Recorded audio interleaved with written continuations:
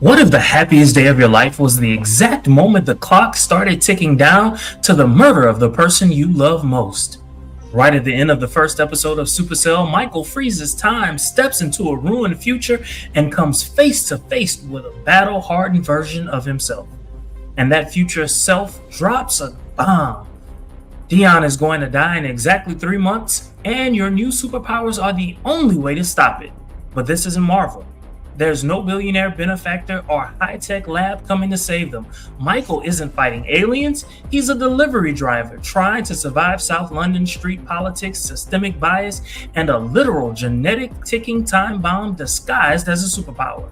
By trying to alter the timeline to save her, is Michael actually going to be the one who causes her death? We're breaking down the brilliant, gritty world of Supercell, decoding the terrifying link between these superpowers and sickle cell anemia, and rating this premiere against the MCU. Lock in, drop your theories in the live chat right now as we try to determine whether Michael is trapped in a self-fulfilling prophecy. That's a lot. Hell yeah. That is a whole lot. It's a simple one. The title. Michael, what you got? Michael, just that. Diving into this show, we don't really know what's happening initially, but we are introduced to Michael. He seems to be a very stand-up guy, just kind of everyday citizen getting by. And then we find out that there is more to Michael than meets the eye, quite literally. Yeah. Okay. All right. So this episode opens with intense localized struggles. For example, car payments, bad credit, bailiffs, employment DBS checks overriding hard work, and street politics. How does establishing this extreme realism before any superpowers manifest change our investment in these characters compared to traditional sci-fi setup tropes? So let me premise this by saying I did not have the buy-in initially. Well, I will say this. In the first 60 seconds, I was like, ooh, okay. And then after that, I kind of flatlined for a bit. Then I got reinvested a little bit later. So I want to premise it by saying that. So the way in which they set it up with the everyday struggles, we know that most of us aren't millionaires, billionaires. Most of us aren't thousandaires, right? And so that allows us to invest in these characters' everyday struggles because that's where most of us live, right? The day-to-day grind. And so it's like, okay, it allows you to build up a personal relationship with each character's struggles and empathize with them before we get into the absolute chaos that ensues. Okay. All right. I like that. So Sabrina's character explicitly calls out the media landscape, noting that a missing Black girl won't get Madeline higher levels of news coverage, but rather just a Facebook post. What does this meta commentary say about the specific world Rapman is building and the societal critique Supercell is aiming for?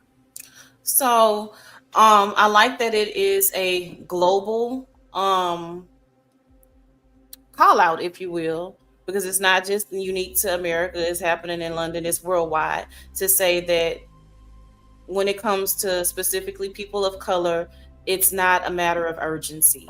And so we know, if we do our research, sickle cell is something that is predominantly Black people are affected by, right?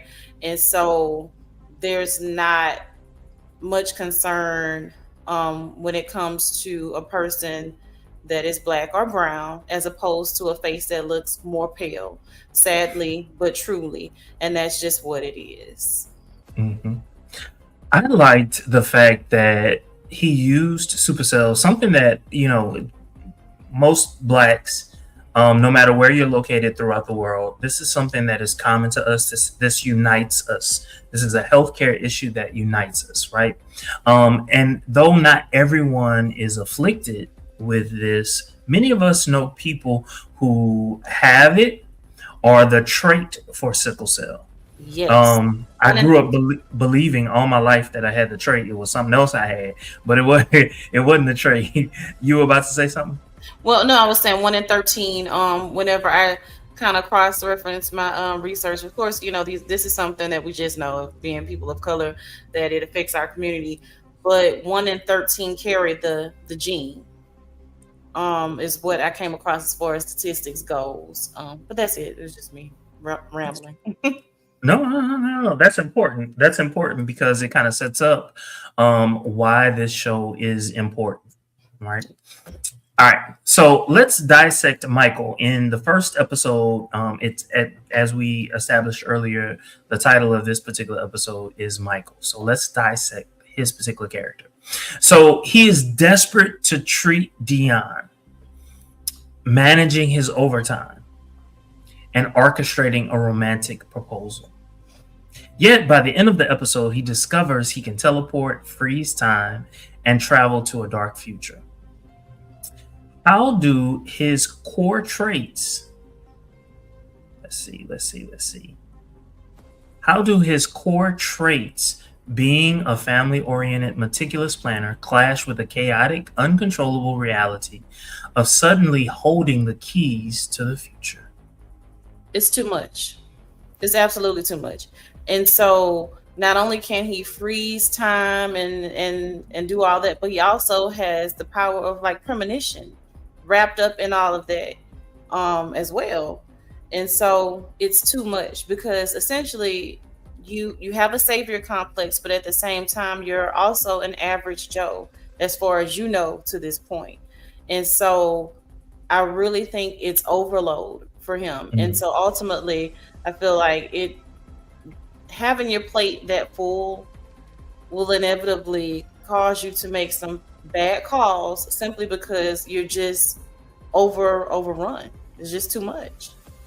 Does it speak to, I mean, because this particular episode, they talk about more than just Michael. They talk about some of the other characters as well. So it speaks to all the different levels of stress that many Black people have to deal with. What I was struck by, when I think of Great Britain, I never really thought of Blacks in Great Britain. I was thinking like, oh, they only have like 1% Black.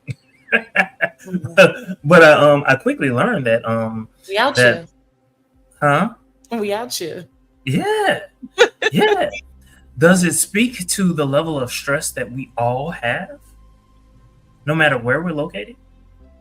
100%. Globally, we've been screwed as a people. Let's just say that, like, seriously. And so 100%, you may have an accent, but I can assure you that I can put these 5 London people with these super abilities against, if you put it inside of America, we're going to have some similarities, even if you stripped away the superpowers. And by the way, just a quick aside, did this not give you a little bit of Crash / Sense8 minus the 6? Just a little bit of undertone. It wasn't overtone, but just a little bit. Like, it just reminded me of Sense8 just a little bit. Just not, like I say, without the 6. It didn't have the 6 going on.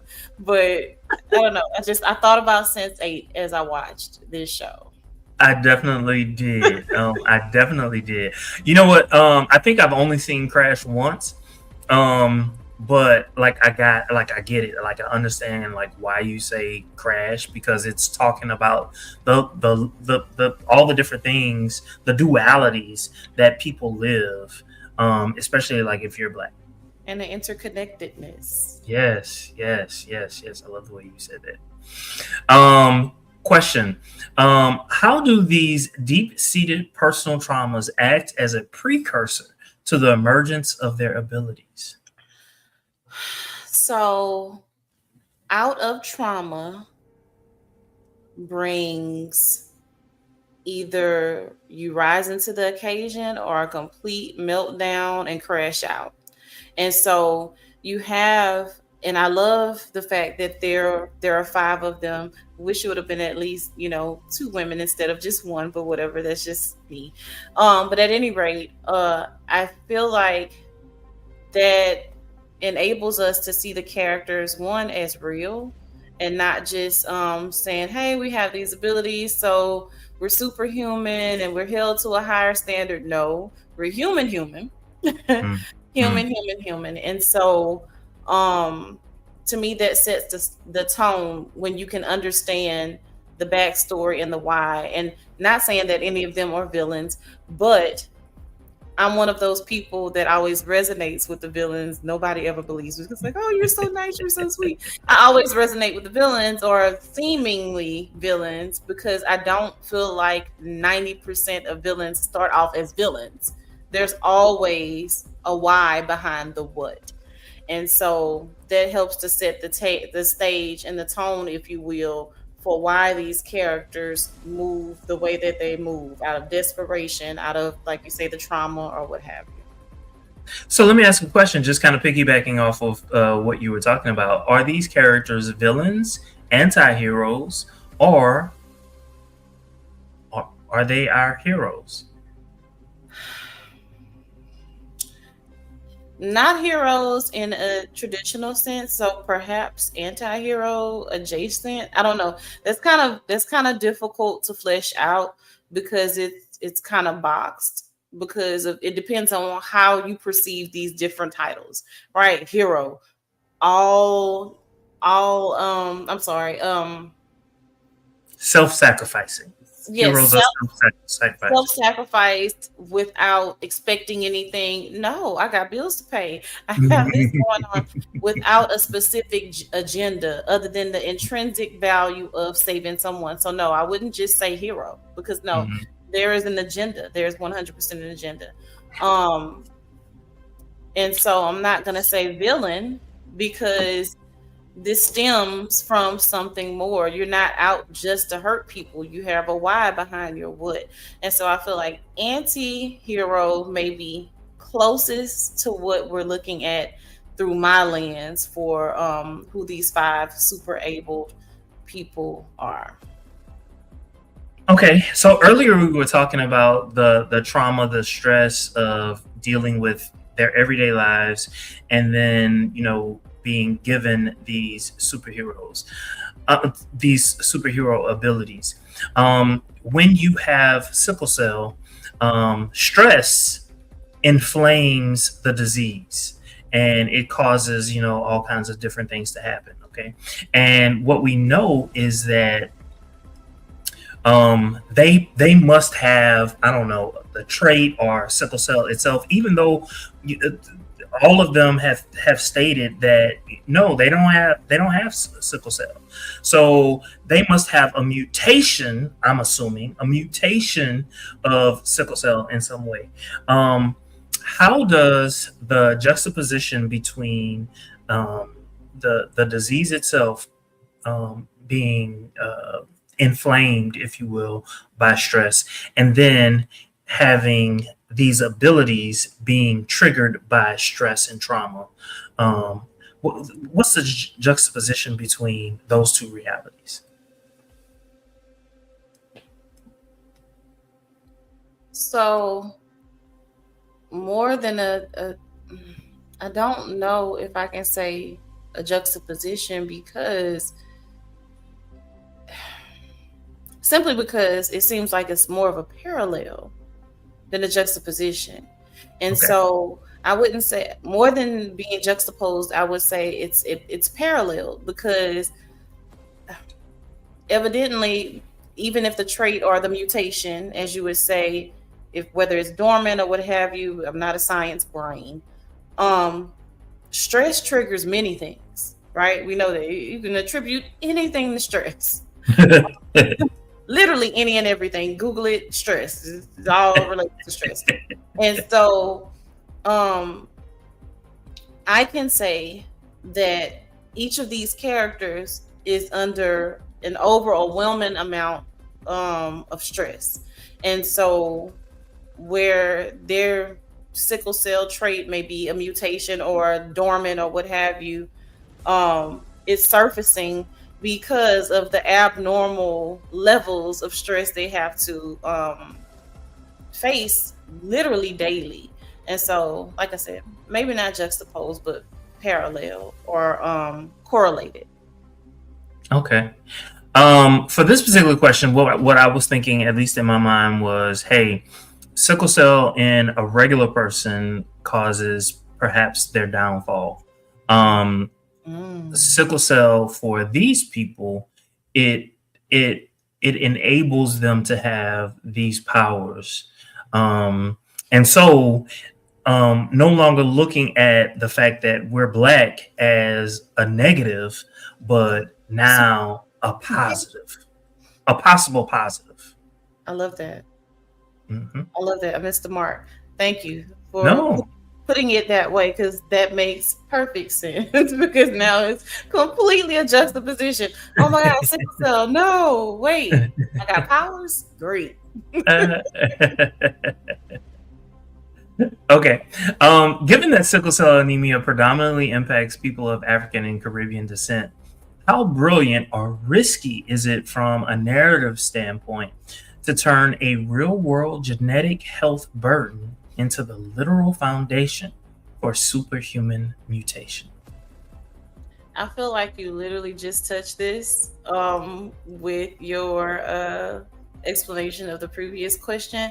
And so I love that. And so I feel like as a person of color or people of color, we often get the raw end of the deal, literally from everyone. And I do mean literally from everyone, even ourselves.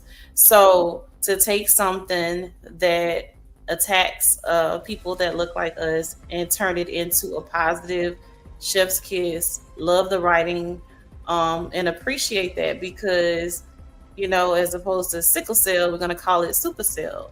You're super abled. And so they're very intentional about the title. They're very intentional about how they develop these characters and the science behind it. And so it's really one of those celebratory moments. If you can delve into the world of science fantasy, I call it science fiction. I'm going to say science fantasy. Fantasize things like FaceTime, are derivatives of science fantasy. We can think about those things. Hey, hello, Jetsons. And they can really come to fruition. And I'm smiling because I'm super excited, because I think it was absolutely brilliant. We need more of these things. Come on, Black Mirror. Shows. Give it to us. Give it to us. Okay. How does its medical narrative tie into the historical treatment of the diaspora regarding healthcare access? Oh, first of all, the opening scene, right? The opening scene, the way in which people of color, in fact, I'm gonna say Black people, or ostracized and literally experimented on, Tuskegee, all the things that have happened to people that look like us, literally just being prodded and probed, those things in the name of science, and being just looked at as an experiment rather than a person.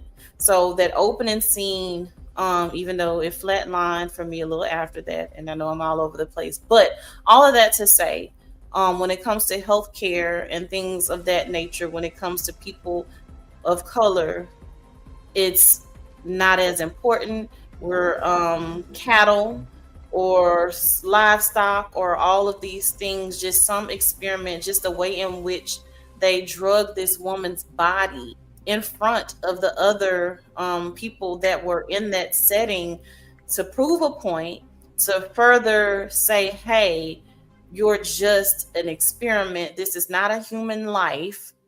Drove home a lot for me and resonated with, hey, like, we may throw science fiction or science fantasy in there, but this was the reality for our people on a larger scale. And even to this day, and I know there's been like a huge wave of people preferring to have someone look like them treat them, simply because oftentimes we're discarded or not heard, and the care is not up to par, simply because the bias that is there from some of those that are racist or prejudiced or whatever behind our people.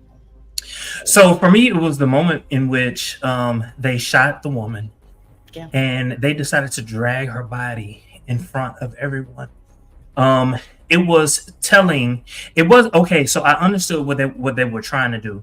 From their perspective, they're trying to manage the people that they have in there. Hey, this could happen to you if you step out of line. But what it was actually telling me was that I'm worth nothing. I'm worth nothing. You're gonna drag my body, like you've just killed me. Like what type of sensitivity towards my death are you going to have? That It was was none. it was an overtone, and it was a tale as old as time that we've seen time and time again. Historically, from the things that the lynchings, the thing, and so for me, that opening scene said and did a lot. This is Mhm. London, but it was reminiscent of a lot of things, especially with American slavery, and Jim Crow. But anyway, I'm gonna get off of that before I get upset. All right. So we've been talking a lot about Michael, and we've kind of veered into sickle cell and healthcare and all of that. But let's get to know some of our characters. Hey, Dre. Um, so Andre, what is it that we know about Andre just by looking at episode one? He broke. And why? Why is he broke? Now, so Andre has had some unfortunate, I'm gonna say that, life experiences to happen, but he does have a child that he is wanting to take care of. He's trying to get his life on the straight and narrow, but life is kind of beating up on Andre.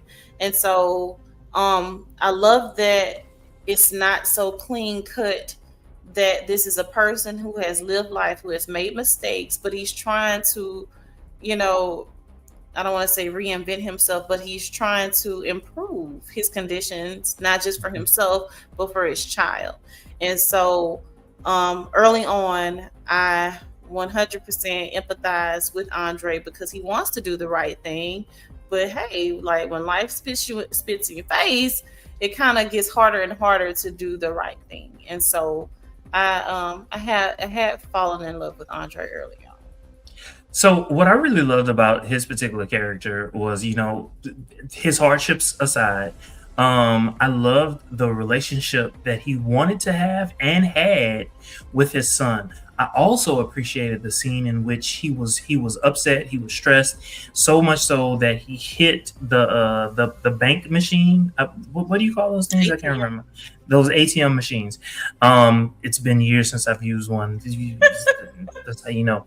Um, so he hit it, and the money comes out, and what we learn in a couple episodes later, maybe the next one, he didn't spend that money on himself so much. He spent that money on his son, and I found that real telling about his own personal character. All right, so Charlene, she's not part of the main cast, but she is the sister of Sabrina. What were your thoughts about Charlene? My bestie. She reminds me of one of my besties. And so, or the person that I feel like I can be for my friends. Charlene is no nonsense. She's a straight shooter when it comes to her family. It's either right or it's left. There is no middle ground. And so she is willing, when I say ride or die, are we riding? No, this is what was said.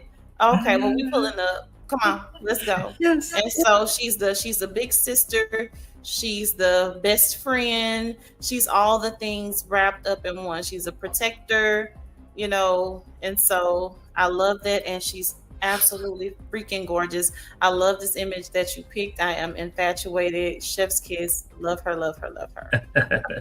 What I loved about this particular character was the fact that she's not the older sister; she's the younger sister. Um, I saw the difference between the dynamics between the two. So Sabrina, the older sister, she's responsible, she's a nurse, the way in which she handles herself. Charlene, who is younger, she's a bit of a wild child, less responsible. I mean, she doesn't even cook. She orders her food. Like, what she say? Uber Eats? Like, why would Yes, I? Why would I even bother about food when I go Uber Eats? that's what I loved about it. I especially loved when she was just like, "What? He stood you up, Oh, girl? Come on, let's go." we going over there. Don't worry. Yeah, Taser. Taser. Okay, what a name. I empathize with Taser a lot, but Taser is like caught up in some gang stuff.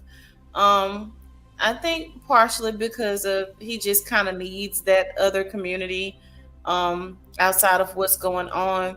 But at his core, good guy, just trying to figure it out.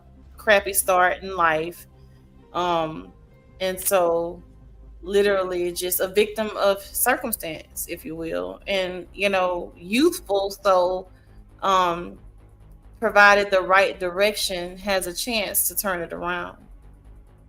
So in the I don't know late 80s and 90s, we would have called him a gangbanger, Hmm. right? At the beginning, we see that he gets stabbed, right? Do you think they were trying to, I don't know, soften him up for us, the viewers, instead of having a negative connotation immediately thrust upon him? I love your use of the word thrust. And so I would say that tracks because allowing him to get stabbed, having him placed in the hospital, having his friends visit him, that gives him a little bit more vulnerability. Then we get to see just a tiny peek into, in at least in this episode, of his backstory. So I do think that was intentional to make it a little bit more palatable, but at the same time, the way in which he put himself in harm's way and not having his friends really come to his aid because it was really like a suicide mission. Y'all were outnumbered, spoke to his either recklessness or him being brave. And so, or could be just a combination of both. Like, no, this is what's going on, and I will not be painted in this way. I'm going out there. And so I think it was a little bit of both of those things happening. So, yeah. Okay. So for me, what I was thinking, because they did a really good job of saying that whoever used to have his place, he's now like over. I'm gonna call it a gang. He's over their little gang, and the person who used to be over the gang went to jail, and so Taser has stepped up, if you will, and so. Taser decides, hey, he's going to step up. Yes, he's scared, but he's going to step up. We learn a little bit later that he thought he would be able to use his power of invisibility to, get a one up on everyone, but it didn't work out. All right, let's move. Rodney. 2-bit hustler, low level drug dealer. Rodney is getting by. Rodney does not want to be a dealer by any means, for real. But Rodney, with his super speed that he finds out that he has, haphazardly or whatever, I thought it was just so cute. He ends up in Scotland. And he's like, "Hey, where am I?" But anyway, I like Rodney because again, it resonates with the everyday struggle. He's just trying to get by. He's just trying to make sure he eats and has a roof over his head. And he doesn't want to be a drug dealer. He's not even good at it. He's not good at it, but he's just trying. He's absolutely trying. And he's cute. He's adorable. He reminds me of like a first cousin. I don't look at him in any way as like sexual at all. He just reminds me of like a first cousin or a really good homeboy. But I like Rodney. Rodney is just trying to make it. That's what it gives me. Like, or when you're in college and you've used up your meal plan and you're hungry and you're just gonna do whatever you got to do to make sure you eat and do the things to just get by. So I resonate with Rodney's character quite a bit. Okay, so besides the fact that Rodney, actually, you mentioned a first cousin. He actually reminded me of my actual first cousin. He looks like my first cousin. He has the mindset of my first cousin. He's like, hey, I got this power. Okay, let's see how I can use this power to make some money. And he does. He excels at it. But he's so goofy that his friend really, really loves comics, and he's just like, no, man, you got to do this for the greater good. You got to do that. Rodney's like, no.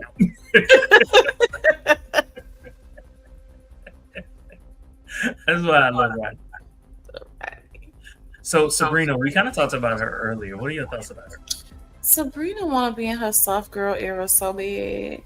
And Sabrina is getting her nursing on. She is genuinely a sweetheart, trying to find her beau that, will work with what she has going on in life. And she's just again trying to be in her soft girl era and do her nursing stuff and just go on. But she's with a freaking low life deadbeat 2-timing skeezer. And so she's more powerful than she realizes. And so with her, I'm glad that she has her sister that has her back. But I absolutely love Sabrina because it's like, she's non-threatening on the surface, right? But it's the epitome of, I'm not no killer, but don't push me. Do not.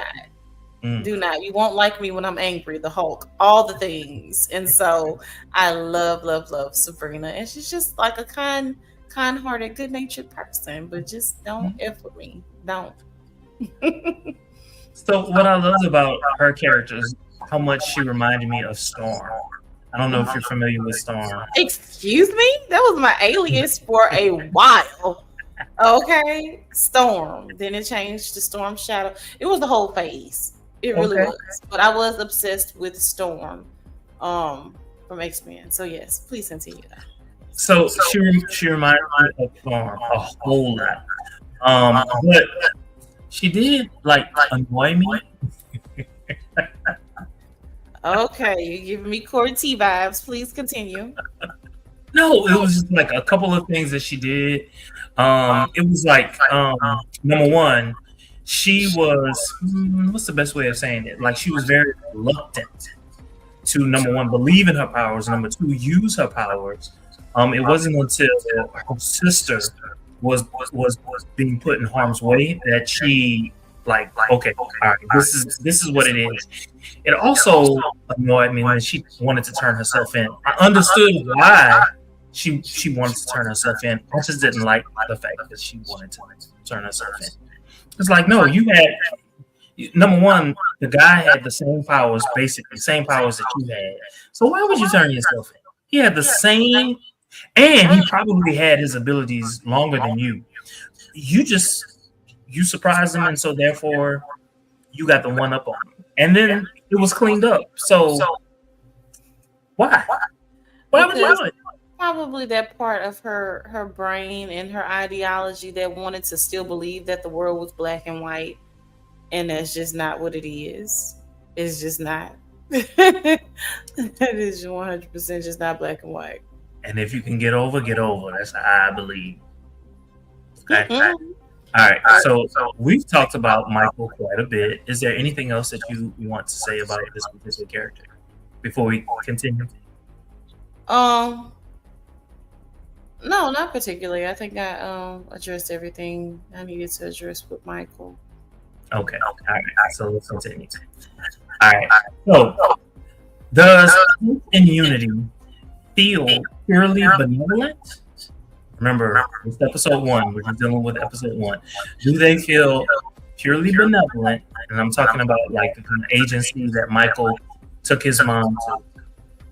Or are you getting a sinister vibe?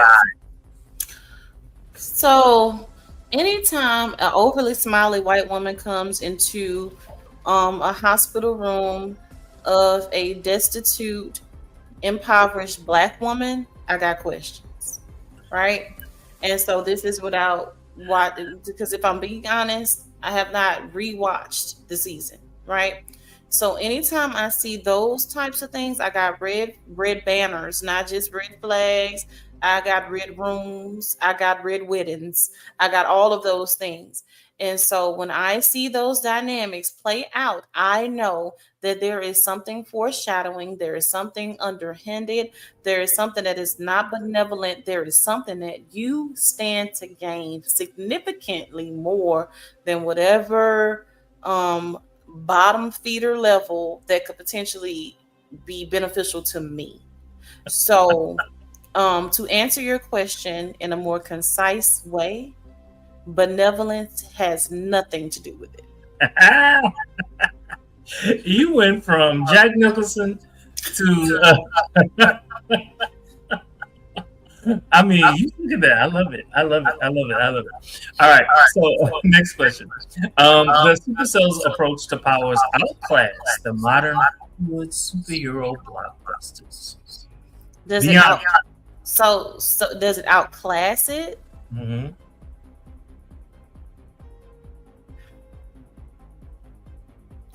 When you say outclass, give me a quick synopsis. What do you mean? Does it outclass the modern Hollywood superhero blockbuster? When you say outclass, so outclass being that these characters are more everyday Joes.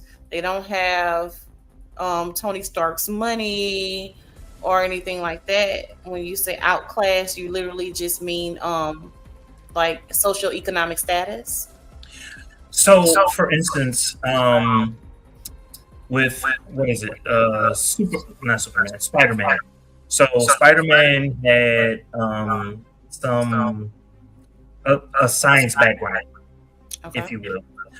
Yes, Tony Stark, he had all his money and all his gadgets and all of that.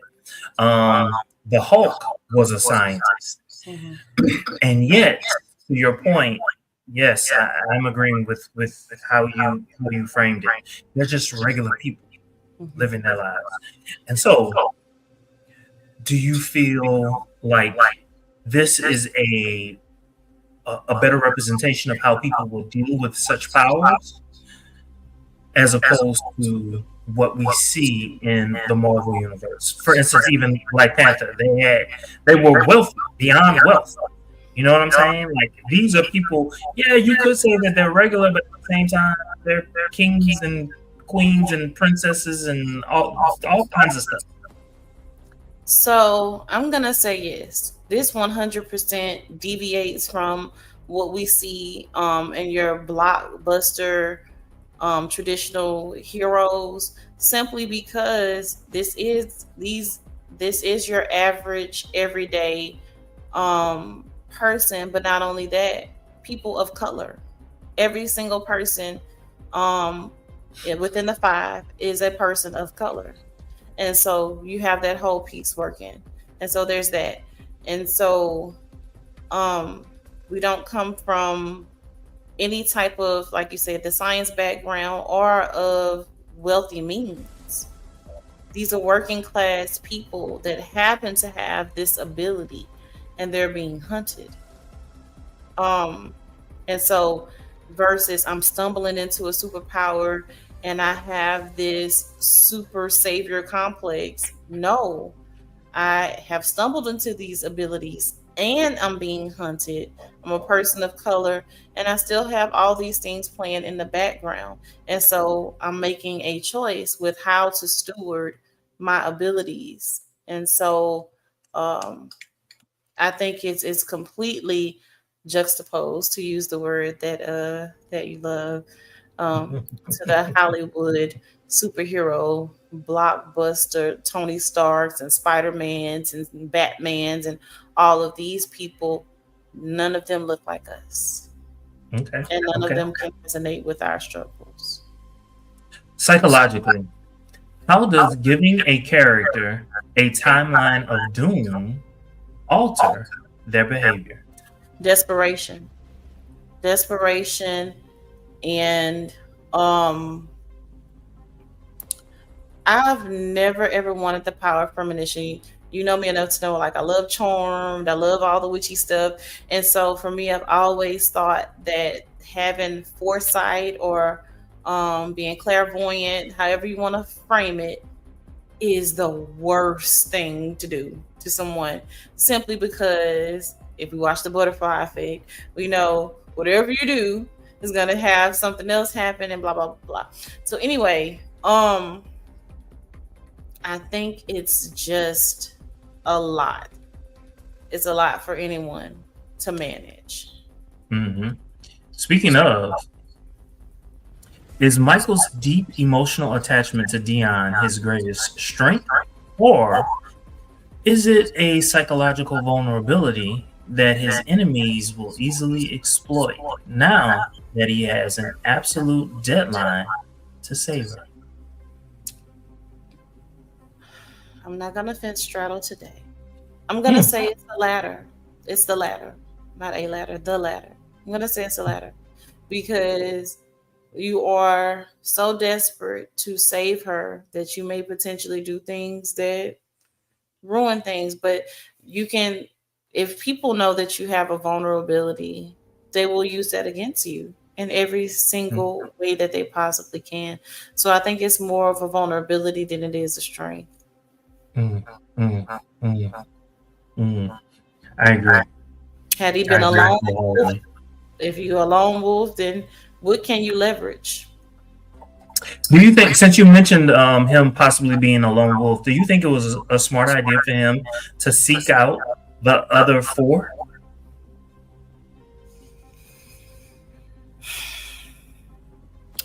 I'm going to say yes. Whereas he is a good guy, he's not that emotionally invested in them for real. And so if there are casualties, it won't take him long to recover. I think it's just a smart move. It's a smart move. There's power in numbers, and you don't know how deep the rabbit hole is at this point. And so rather than acting as a lone wolf, if you know that there are these other people to where you can develop a faction, that's just a smart move. I agree. You kind of answered this earlier. By trying to stop the specific future from happening, is Michael inevitably going to cause it? You said by trying to stop the future, is Michael going to do what? Is he going to cause it? 100%. Again, the butterfly effect type things.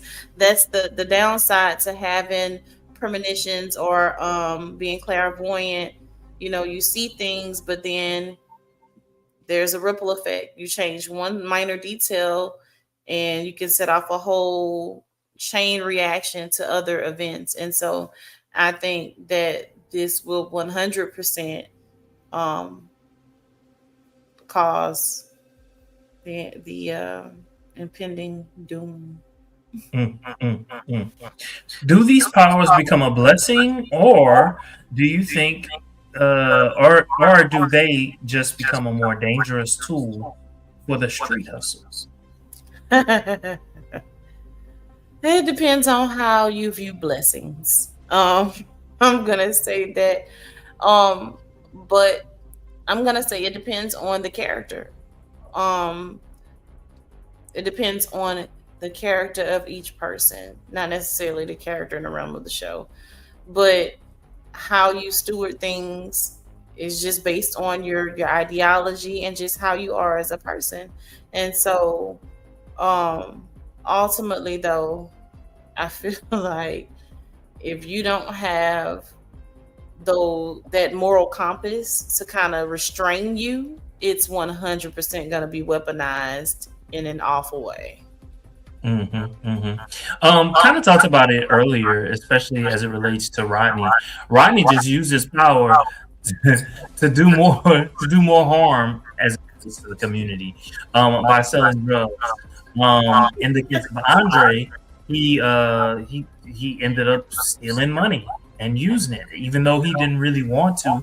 That's exactly what he did, right? Sabrina, she ended up killing somebody. And it just goes on and on and on. So yeah. All right, next question.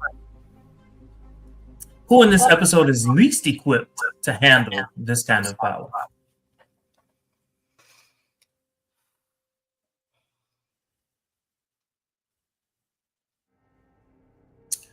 I'm gonna pick on the youngest, Taser. I'm gonna pick on the youngest, Taser. Simply because you're young, you're inexperienced, you have gotten into the life, as far as like being in the streets, things like that. But you have this whole rival gang dynamic versus the other people like, hey, we're trying to pay our bills, we're trying to take care of our kid or be in our career. Those are the things. You have the trauma of not having a parent there and then just trying to get by and whatever other gaps that you're trying to fill in your life. And you are just immature because you're young. I feel like he is probably the least able to handle those abilities simply because just the immaturity or having to try to grow up too fast. That's a lot of pressure. So for me, I thought you said something. I was just hearing my own feedback. For me, I would have said Michael, not Michael, Rapman. And the reason for it is because of kind of like what I said earlier. For him, he's just, hey, it's fun. This is what I got. You know, I'm about making that money. And then it ended up where, you know, this is episodes in, his friend. He was worried about his friend. And then he also has trauma of his mom basically said, oh, you the black one, so I can't have you in the house. And all he really wanted was the love of his mom. And so, you know, that for him, that causes all kinds of problems in his life. But again, to your point, he's so young. He's the second youngest of all of them, and so he makes good choices. The world's worst drug dealer. All right. So, what does it do to a viewer's psyche to see the protagonist's biggest contrast be himself?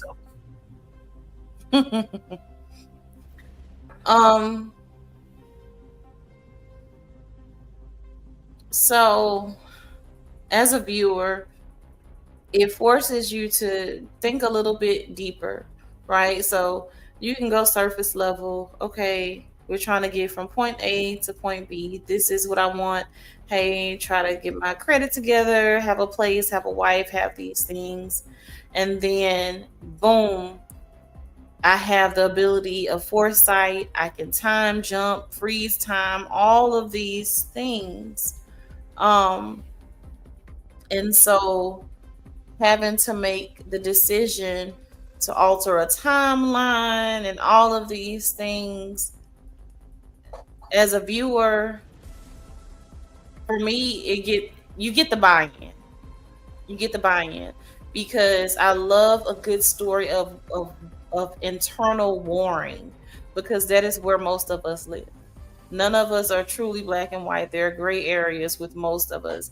And so that internal struggle is something that we can all resonate with without having super abilities. And so I love that.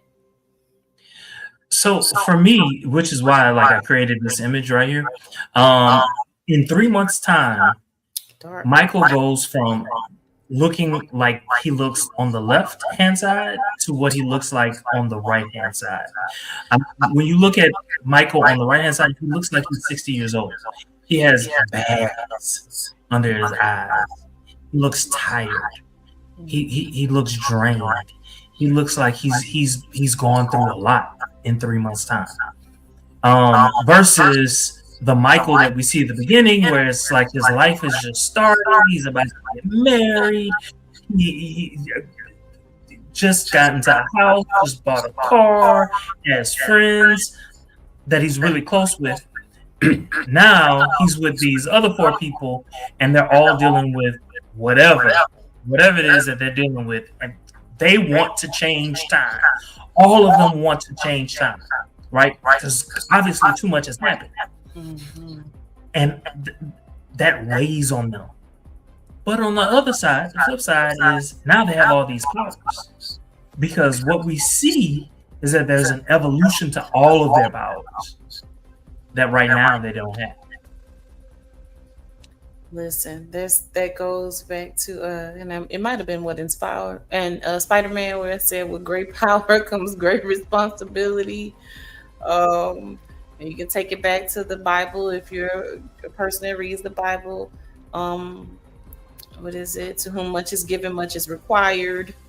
We could go on and on, but 100% he does. You can see the difference in how he looks. It's very, very, very clear. He's heavy. It's a lot. It's a lot to manage. And then foresight, time jumping, that's a lot. Like, oh, it sounds cool in the moment, but then when you have to do it, I don't think I want it. Just give me some telekinesis. I'll be good with that. I don't need to see the future. Because I'm going to find a way to mess it up. All right, so let's rate this particular episode. From Mayfair to 10, how would you rate this particular episode? Okay. So, definitely not giving it Mayfair. For me, this episode lands at about a 7, simply because it was episode 1. Now, we're not talking about the overall series. It's episode 1. Strong opening. The middle got real fuzzy, twiddling my thumbs. The last 6 minutes was like, oh my God, what is going on? I gotta watch this show. And so for me, with Supercell, episode 1 only comes in at about a 7 for me. I like where they are going. The premise is good. It's just the way it was fleshed out. And I guess it's episode 1, so that's to be expected. You're trying to build. So a 7 for me. So for me, I would give this particular episode an 8. And because I guess what I keep in mind is the fact that they are world building. They're trying to explain what's happening, why it's happening, and then the origin stories for each of these 5 main characters.